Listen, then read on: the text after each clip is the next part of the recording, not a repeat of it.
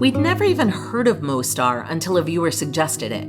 We came expecting beauty, but what we found was history, resilience, and a daily life stacked in surprising ways. What is the history of this world-famous bridge, and why would people risk their lives jumping from it? And what could a simple cup of Bosnian coffee possibly teach us about belonging? We came for a postcard. What we found was far more layered. We'll also share what it cost us to live here for a week and how easy it was to get around.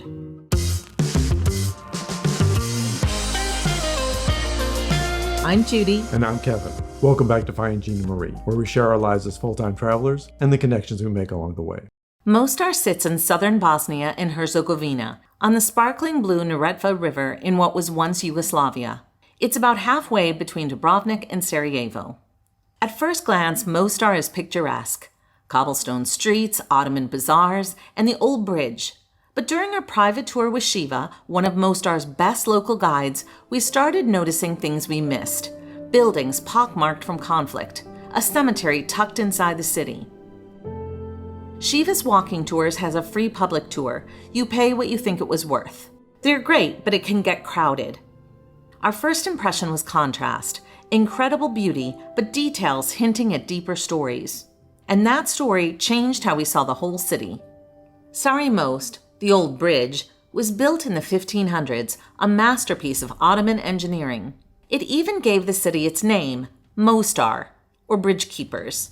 For centuries, it connected East and West, Catholics and Muslims. But in the 1990s, Mostar became a front line. Rising nationalism across the region fed into old divisions, and in 1993, Croat forces destroyed the bridge. For locals, its collapse wasn't just the loss of stone, it was the breaking of community and identity. Today, the bridge looks timeless again, but once you know its story, you see resilience after collapse. Just outside our Airbnb, a "Don't Forget" sign was carved from one of the pieces of the destroyed bridge and serves as a daily reminder of why remembering matters here. The old bridge here in Mostar is such an important part of its history that we really thought it was worth taking some time and actually checking out the museum about it. You can climb the tower for sweeping views or go underground to see how the bridge was rebuilt stone by stone.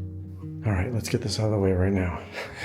You have to climb up some steep steps, and then you have stairs like this, wooden stairs that lead all the way up to the panoramic views.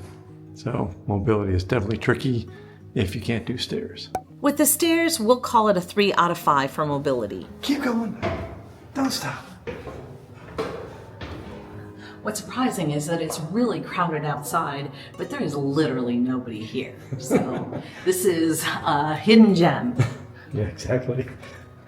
I was a little worried when we were walking out because we had to push through a lot of crowds, but nope. Even the person that runs the booth had to walk behind us into the place.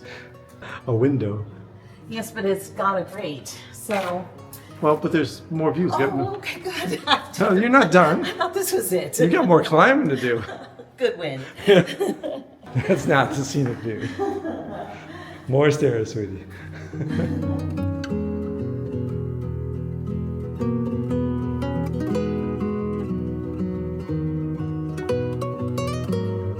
That is a very small opening, and this is a whole walk around. So you literally get to look out several windows all around the outside, not just one view.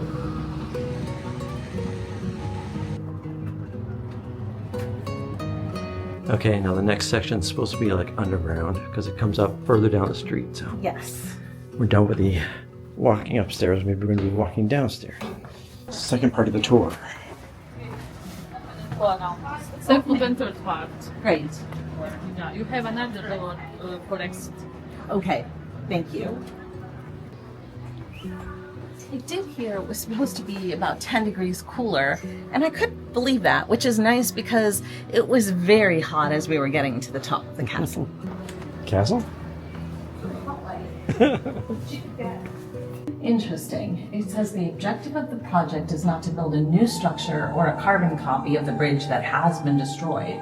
The reconstruction must remain faithful to the ideas and principles of the original structure but it should also allow for various historical stigmata and patina emerging through time, and it should take into account the previous restoration work.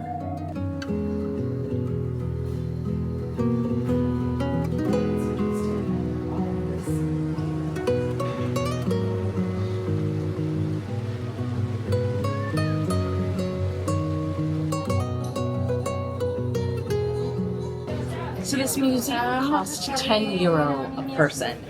Did you think it was worth it? Kind of, yeah. I mean, the movie's nice and long, so you can get a whole detailed explanation of how they reconstructed the bridge. The views are decent. It was definitely more of a tour than I thought it was going to be. Yeah, I agree. At first, I wasn't quite sure. But when you went under into the labyrinth area, I thought that it was interesting. And even for being a little bit expensive, I also felt like we are supporting an important cause. Yeah. So if that money goes towards the maintenance of the UNESCO World Heritage Site, I'm not mad about that. Exactly. Here's a tip. Whenever you're heading downhill on the cobblestones, walk on your tiptoes for better grip. But the bridge wasn't the only thing divided. The city itself split in ways you can still feel. In the 1990s, Mostar became one of the hardest hit cities in the Bosnian War. The river marked a symbolic split. Croats on the west, Bosniaks on the east. But the real front line was Boulevard, a normal everyday street that turned into a battlefield. Even today, that sense of division hasn't fully gone away. Some people still won't cross into other parts of Mostar. And schools that stand side by side are taught different versions of history. Bullet holes in buildings are a stark reminder of what happened here not that long ago. A person. Sure. 30 years later, you can touch it. It's heavy. Oh, wow. Even if somebody struck it in the head as it is, still can make consequences. Can you add that velocity? You can feel how sharp Can you it is. add that velocity in that temperature? And there is a million of these. We wondered, how do you rebuild trust when your neighbor was once your enemy? And yet, just around the corner, people gather around something simple: a cup of coffee. In Mostar's bazaars, copper coffee sets are everywhere, but we didn't understand the ritual until we visited Cafe di Alma. In Bosnian coffee shops, there are no to-go cups, no phones on the table, and like rounds at a bar, one friend often covers the coffee for everyone. Sometimes a cigarette comes with it. The first one's free. For Kevin, who loves the ritual of cappuccinos, this was different. But the focus on slowing down and sharing warmed his heart in the same way. So we're giving traditional Bosnian coffee. Yes, and one of the reasons that we're super excited is because coffee here isn't just a drink, it is an opportunity to have a conversation. And our guide had mentioned that Bosnians don't drink coffee by themselves. If you walk into a coffee spot, the idea is that if you know somebody there, they're going to invite you to sit with them. You're never supposed to be sitting by yourself, because the whole point of having a coffee is to have a conversation. Yeah, community. My name is Sarah and my cousin is the owner of this place. And the thing that's special for our shop is that we are the only roasting coffee shop in this town, actually. So the big yellow machine inside that you saw is our coffee roaster. And we actually have that machine from 1991. Wow. It survived the war with our family. That's amazing. Metaphorical name of the shop. Alma is my aunt. She's the mother of the current owner. So along with her husband, she opened roasting coffee shop in 1991. And that was 8 months before the war started here. So unfortunately, they had to stop with their business. And the first thing that we do is that we add a bit of the cold water on top. A bit of physics here, actually. Cold water is heavier than this boiling coffee. As it falls down, creates vacuum inside the pot and it sinks the grounds down. But there's just a couple of them still on top. So our next step is to separate the grounds from the edges and to start gently mixing them until we get this nice light brown cream.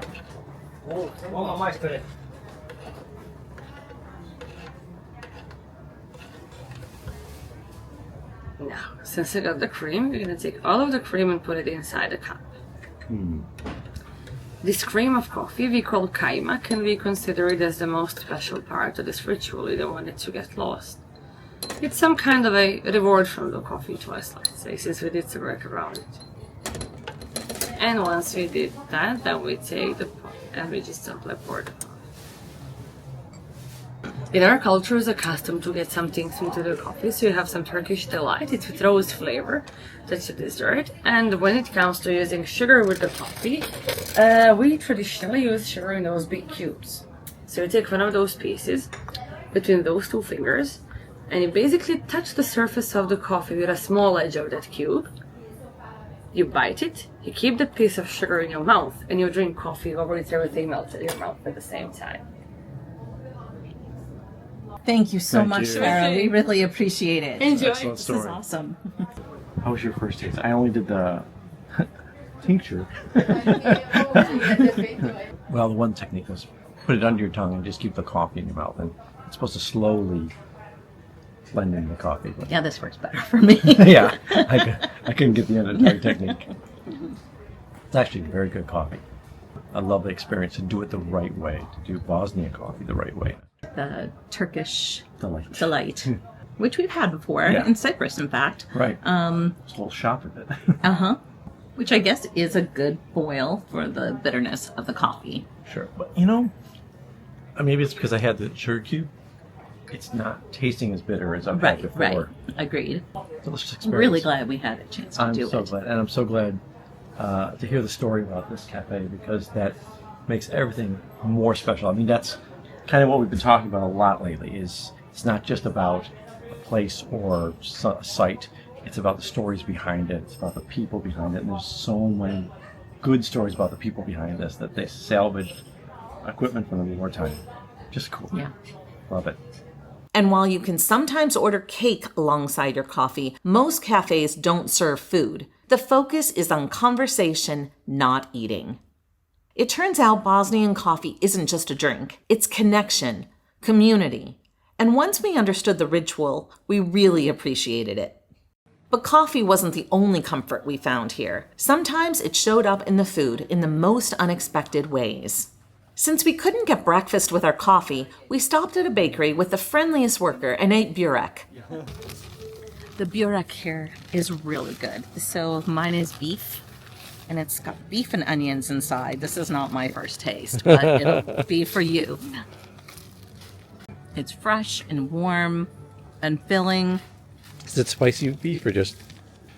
No, it's more like a ground beef, Okay. but it feels a little decadent because the pastry is light and crispy, and it's got a zillion calories in it, but it's still really good. Don't talk about the calories. It's been a nice stop here while we were in Mostar, so we'll miss it.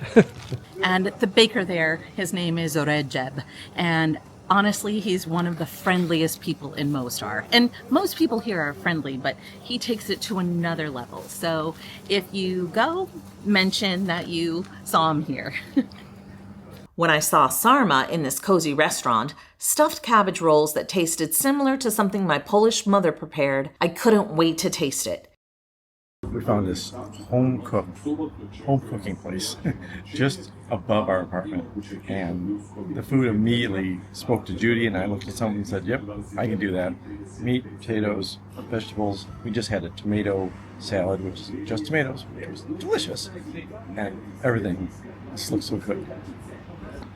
Reminds me a little bit of Krakow. I know, that's why I was excited to come here, Yeah. because it immediately reminded me of food from Poland. But this is going to be kind of nice because it feels comforting, Yeah. and easy, and no frills. I don't need the frills. I just need really well cooked food. Well, the woman who brought this out was somebody's grandmother, and so that she just plated this up, and she's been cooking all day in this small little kitchen. Yeah, this is going to do just fine. Mostar, thank you. Good entrance. At Restaurant Lagaro, we couldn't believe our waiter with the strong accent was born in Buffalo, New York, our hometown. His mother was Yugoslavian, his father Buffalonian. Okay, so this is enough food to feed an army. Oh, it says 2 on the menu, huh? I think this is way more than 2. All right, let's dig into the pile now. Under all this is mixed meat, which is basically, he said, all the meats on the menu. Oh my gosh. just a little chicken. Oh, those are big sausages. I know, but there's also little sausage. But this looks stuffed. Oh, stuffed with cheese, actually. Yeah. Because our waiter lived in Buffalo, New York, he gave us a little extra here. So I don't think the dolma came with this. I don't think so. Yeah. Because, there wasn't enough on the platter. Please. And there's more still here. Right, there's more meat and there's more salad. This was a really good meal, though, to sample the different foods. And an incredible view. Yeah, oh my God. Can't beat this view. Here you And go. great staff. Great staff. Excellent service. Look at that view. That's just from our table. We're not moving at all. Can't complain. Excellent. Yep. Mobility rating is 3 out of 5 because there's stairs. The meals were simple but full of comfort, much like the city itself. Humble, resilient, layered with history. What's it doing? But just a few streets away, we were reminded that some memories are much harder to face. The Museum of War and Genocide Victims is devastating. Inside are photographs, testimonies, and personal belongings from the 1990s. What hit hardest wasn't just the scale of loss, but the reminder that it all happened only 30 years ago, to families still living here today. Mostar's way to grieve and heal seems tied to remembrance, preserving artifacts so the past is impossible to ignore. But what struck us most is that people here carry loss without letting it erase life. For me, it's never easy to visit a museum that documents atrocities, especially genocide. But I feel like this was a really important experience while we were in Mostar, because not only was it a horrible history of this country, but it was during our lifetime. And I feel like it impacts even more to know that it wasn't 100 years ago, it wasn't 1,000 years ago, it was recent. These were people who coexisted peacefully, neighbors, and suddenly, because of nationalistic interests, people were pitted against each other. And just war is such a horrible thing. And I can't even imagine how difficult it is for people to survive something like this. I think it's really important to visit this, and it's very solemn. We were surprised we were allowed inside the Karajas Beg Mosque, since when we were in Morocco, you needed to be Muslim to enter. Here, you can even climb up into the minaret for a small fee. Like the bridge, it was nearly destroyed but painstakingly restored. It's a space of quiet endurance, reminding us that resilience can also be spiritual. And yet, just outside, courage takes a very different form. As with many touristy cities, when there's one special spot, everyone goes to it. Which is why we're queued up big time for getting across the bridge. For centuries, a rite of passage for young men was to dive from the old bridge into the icy Neretva River. It's one of Bosnia's proudest traditions, but also one of the most dangerous. For locals, it isn't just a spectacle. It's proving courage in front of your community. Red Bull hosted its cliff diving World Series here, Of course it's Red Bull. Why wouldn't it be Red Bull? and the first rounds were starting just before we left. We caught glimpses of divers hurling themselves 27 meters into the river while the crowd cheered.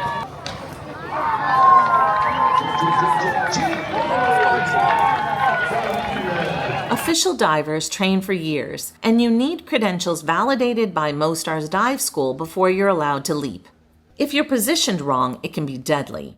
So it's understandable that the local divers outside of the tournament chant for the right amount of money from onlookers before they're willing to take the plunge. About 15 euros for jump. Come on, everybody tip something. 1-2 euro per person. Come on. A bridge alive with fearless divers show how tradition, risk, and pride live alongside the city's quieter layers.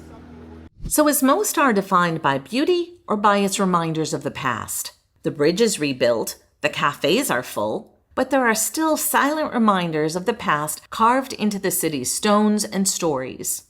We realized Mostar isn't just one or the other. It's a place of layers, beauty, tradition, memory, and resilience. And that's why it was unforgettable for us. When all of this was happening in the 1990s, we were busy raising our 3 kids back in the US. We weren't paying enough attention. But now, standing in Mostar, we're grateful that travel gives us the chance to understand all of this history more deeply, to honor those who died, and to acknowledge the families who still grieve. We're curious, when you visit a place like this, do you lean into the past or do you look more toward the future? Mostar's scars are heavy, but for visitors, daily life here is surprisingly gentle, and the costs reflect that. Travel by bus from Kotor, Montenegro cost us $64 or $32 per person. Our accommodations were in the heart of Old Town at the Don't Forget sign and cost $300 or $43 per day. Getting from the bus station to our accommodations cost $12. Dining and groceries were a total of $293 or $21 per person per day. Tours, tips, and museum entry fees cost us a total of $186. That's a total of $855. Without the cost of transportation from Kotor, we spent $791, which breaks down to $113 per day or $57 per person per day. Last week's episode was from Kotor, where sea and mountains meet like a kiss, and we think you'll enjoy watching it next. Thanks for joining us in Mostar. We're headed to Sarajevo for 3 weeks, so if you haven't subscribed, we'd love for you to do that. And remember, Wander more, worry less, and bring a passport. Until next time. Until next time.